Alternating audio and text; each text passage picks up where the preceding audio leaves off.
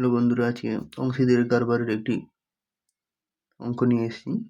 বলছে A B C একটি ব্যবসায় 2:3:5 অনুপাতে বিনিয়োগ করে যদি লাভ্যাংশের অনুপাত 2:3:5 হয় তাহলে বিনিয়োগের সময়ের অনুপাত কত? বিনিয়োগের সময়ের অনুপাত যেতে চেয়েছে, তাহলে হবে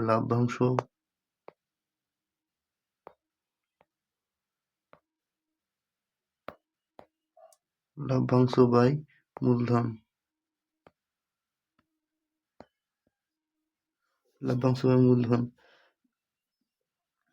তাহলে হবে লাভ্যাংশ কত?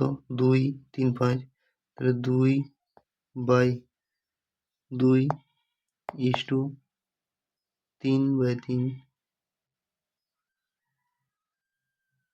সরি এটা 6 হবে, তাহলে হবে 6/3, আর একটা হচ্ছে 15/5। এটা কাটাকুটি করলে হবে সমান 1:2:3। এটাই হচ্ছে সময়ের অনুপাত। তাহলে সঠিক উত্তর হবে অপশন এ।